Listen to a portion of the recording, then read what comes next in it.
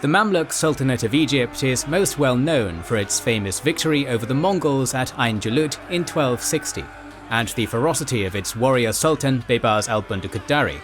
What receives less attention is the messy and complex way in which the Mamluks came to power in Egypt, a bloody political battle involving Ayyubids, Turks, Crusaders, and of course the Mongols. In this video, we examine the rise of the Mamluk Sultanate. This video is made available for free thanks to our YouTube members and patrons. We fund our free content through our program of exclusive videos made for our members and patrons, who get 2 documentaries per week not available to the public. We've got a growing collection featuring the First Punic War, the history of Prussia, the Italian Unification Wars, and a review of the classic text Xenophon's Anabasis. We're now covering the Russo-Japanese War and Albigensian Crusades, not to mention our massive Pacific War week-by-week coverage, and a massive pool of other projects. All this is made for and with generous donations from our backers. So if you're enjoying our content and want to see more and support the cause of history, consider becoming a YouTube member or patron. You'll also get early access to public content, a spot in our lively Discord server, and behind-the-scenes info and goodies. We rely on our backers to support our growing team pumping out these videos, so thank you to everyone already involved, and we hope you'll consider joining in too. First, it is important to understand what a Mamluk actually was. A Mamluk was, in essence, a slave soldier. Most usually children of non-Arab and non-Islamic origin who were purchased as slaves and then raised to be a professional military caste, well trained and well provided for, in service to a lord. Before the 13th century, they were most commonly called gulams and were a common feature of Islamic armies, often forming their core and elite units. The institution is perhaps most known to European audiences in the form of the famed Janissaries of the Ottoman Empire. These slave soldiers were often seen as the most disciplined and reliable parts of many a conqueror's army, generally seen as more trustworthy than Ghazi, nomadic, or other feudal elements of the army, including the ruler's own sons, who it was thought would put their own interests before those of the ruler. In contrast, these slave soldiers were idealized to be utterly loyal only to the monarch, though the reality was often different. No shortage of Islamic princes lamented how their gulams or Mamluks tended to be more loyal than their own sons. The sons awaited only the death of the father for a chance to succeed him, while the gulams wanted only his glory. Famously, the childless Ghurid Sultan Muhammad of Ghor is supposed to have remarked that while other monarchs could have a few sons, he had thousands in the form of his gulams. Various Islamic states from the 11th century onwards looked to the Turkic peoples of the Great Eurasian Steppe as a source for these slaves. Having already horse and archery skills from their youth made these boys ideal candidates. Through raids, warfare, or due to poverty sold by their families, these youths were sent abroad, transported over the Mediterranean or overland in Central Asia to be sold to various emirs, mamliks, beys, and sultans. Boys were chosen on account of their physical strength, health, and appearance, with beauty often specified as a necessity for the boys who may adorn the sultan's palace. Once purchased, these boys were converted to Islam and given the finest training in military matters, often with top-of-the-line equipment, weapons, and horses, in addition to receiving education and even salaries. The result was a core of fierce warriors loyal not to previously existing political or family ties, but to their fellow gulams and their master, who sheltered and provided for them. Depending on the area, some were even taught Arabic as well as administrative and bureaucratic skills, though in the early generations of the Egyptian Mamluks, only select units appear to have reliably received such language education. The Ayyubid dynasty of Saladin was one of the many Islamic states that made great use of gulams and Mamluks in their wars to retake the Holy Land from the Crusaders.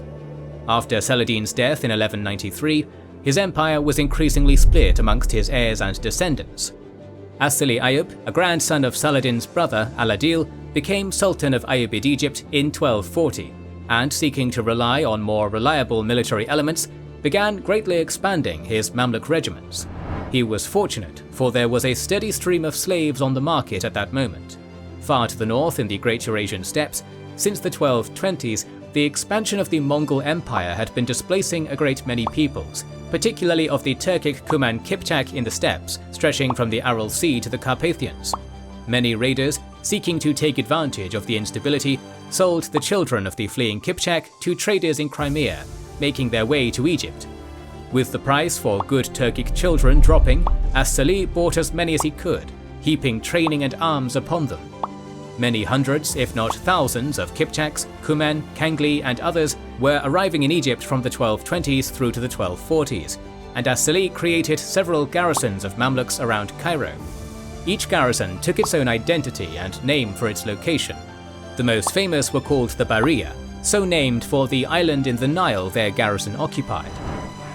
The first test of the new Ayyubid Mamluk army was against the forces of King Louis IX in the 7th Crusade, which invaded Egypt in 1249, which was to be the impetus for their own rise to power.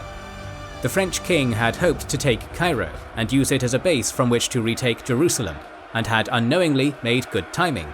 Soon after his arrival, Sultan as-Salih Ayyub succumbed to illness. As Louis and his knights moved down the Nile from the coast, the Ayyubid leadership was embroiled in a power dispute, an alliance forming between the top military man, Fakhr al-Din, the vizier, and a widow of Sultan as-Salih, Shaja al-Dur. In a macabre facade, they pretended as-Salih was still alive, having meals sent to him and signing papers in his name. In February 1250, a surprise early morning cavalry charge by Louis's troops resulted in the death of Fakhr al-Din, but pursuing the survivors into the fortified site of Mansoura led the Crusaders right into the Bahriya Mamluks. It was a slaughter. 600 knights entered, only a handful straggled out. The 7th Crusade fell apart in the following weeks, and in April the Mamluks captured King Louis, quite literally asking for a king's ransom. The Mamluks not only led the counterattack that defeated the Crusader troops, but had captured the French king. Coupled with their pride at being the military elite, they quickly proved to be a dangerous element within the fragile strings that Ayyubid rulership still clung to. As-Salih's son, Al-Muazzam Taran Shah, arrived in Egypt to succeed his late father, only to be assassinated a few days after the capture of King Louis by the leader of the Bahriya Mamluks, Aktay. By May 1250, As-Salih's widow, Shaja al-Dur, was appointed as sultan, and considered by some to be the first Mamluk sultan, though she was not a Mamluk and was a figurehead. Her brief tenure as sultan ended after only a few months, when she was forced to marry an emir named Aybek, who was in turn forced by the Bahriya Mamluks to take on a child Ayyubid puppet sultan. In the glow of the great victory at Mansoura, the political situation became tenuous. In Syria, a great-grandson of Saladin, named an-Nasir Yusuf, took power in Damascus and even invaded Egypt, reaching the suburbs of Cairo before the Mamluks pushed him back in winter 1250. By 1252, the restless Emir Aybeg replaced the child sultan with another child, and in 1254, Aybeg and one of his own Mamluks, Qutuz, assassinated the Bahriya Mamluk chief Aktay, decapitating him and throwing his severed head out of the palace to the other Bahriya Mamluks below. The rest of the Bahriya Mamluks fled Egypt under Aktay's second-in-command, Baybars al-Bundukdari. Baybars was a proud and courageous warrior, highly skilled and a close friend to Aktay. The murder of Aktay filled him with vengeance, and Baybars spent the rest of the 1250s hopping between the Ayyubid princes of Damascus, an-Nasir Yusuf, and Karek al-Mughith Ammar, encouraging both to invade Egypt and overthrow Aybeg and Qutuz. The efforts were unsuccessful, and in the end, Baybars was denied his revenge against Aybeg, for Shaja al-Dur had him assassinated in 1257. Aybeg's supporters soon killed her. The emirs fought for control of the child sultan, with the Mamluk Qutuz emerging as the dominant power. Maintaining the puppet sultan, Qutuz was the real power behind the throne for 2 years, until 1259, when news came of the approach of the Mongol prince Hulagu and his army into Syria. That November, Qutuz removed the boy sultan and took the title himself. Now ruling openly, Qutuz found himself the only power against whom Hulagu had left to march. Meanwhile in Syria, Baybars al-Bundukdari and his followers were in Damascus in the court of the Ayyubid prince an-Nasir Yusuf as Hulagu approached the Euphrates River. Baybars urged an-Nasir Yusuf to confront the advancing Mongols as they crossed the river, but an-Nasir refused, trusting instead in the walls of Aleppo and Damascus, despite sending antagonizing messages to the Mongols and reneging on the tribute he had sent them since 1243. Some members of his court encouraged the Sultan to maintain the relationship with the Mongols, which only worsened an-Nasir's vacillating nature. Baybars, in his frustration to urge an-Nasir into resistance, on at least one occasion physically beat the chief proponent of peace in an-Nasir's court in a bout of frustration. Baybars knew overly trusting in the fortifications was foolish. The approaching Mongol army was led by Hulagu, whose great hosts had taken the great Ismaili fortresses and sacked Baghdad in 1258. While Aleppo and Damascus were well fortified, Baybars knew an-Nasir Yusuf's leadership was too weak, and the submission of Cilician Armenia and the Crusader county of Tripoli to the Mongols meant the Ayyubids had no local allies. Baybars and his regiments thus abandoned an-Nasir Yusuf and fled for Egypt. The decision was wise. While Baybars was a highly skilled professional soldier and never short on courage or vigor, he always read a military situation with a clear head.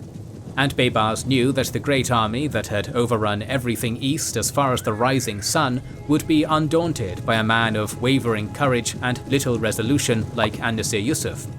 An-Nasir soon fled too, and Aleppo fell in less than a week to Hulagu and his Christian subjects, King Hejm I of Cilician Armenia and Duke Bohemond VI of Antioch and Tripoli.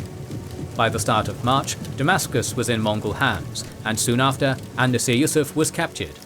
Baybars al-Bundukdari and his followers came to a truce with their foe Qutuz in Egypt and found shelter there. By the start of September 1260, only Cairo stood against the Mongol advance. Qutuz and Baybars, despite their mutual dislike for each other, put aside their differences and began forming a plan against the Mongols, espousing a deliberate antagonistic policy. Qutuz, taking advantage of his origins as a Kangli from Central Asia, encouraged claims that he was in fact a descendant of Jalal al-Din Mingburnu, a Khwarezmian prince famous for his resistance against the Mongols some 40 years prior. Their efforts were ultimately rewarded with their victory at Ain Jalut in spring 1260, as we have covered in detail in earlier videos. Qutuz and Baybars pushed the Mongols back over the Euphrates and set about gaining submission of regional princes, rewarding those like al-Ashraf Musa who had allied with them, or punishing those who had allied with the Mongols. Qutuz was not long to enjoy his victory. Baybars had not forgotten his hatred for Qutuz, and it seems there was some competition between the two over who deserved the most credit for the victory. Baybars orchestrated an assassination during the march back to Cairo.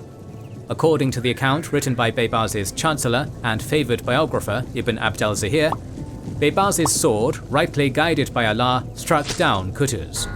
Given the proximity of Ibn Abd al-Zahir to Baybars, it seems likely this was the version of events approved by Baybars himself, emphasizing how no others took part in the murder. However, later accounts written after Baybars' death began adding new details, adding more participants and resistance on the part of Qutuz, giving Baybars only the killing blow. Whatever the truth of the day, the only consistent detail remains Baybars' direct involvement in the death of his predecessor. Returning to Cairo, Baybars was enthroned as Sultan, legitimized through his victories as well as a newly established puppet caliph, a scion of the house of Abbas who had survived the fall of Baghdad. With Baybars' enthronement, the new Mamluk Sultanate was secured.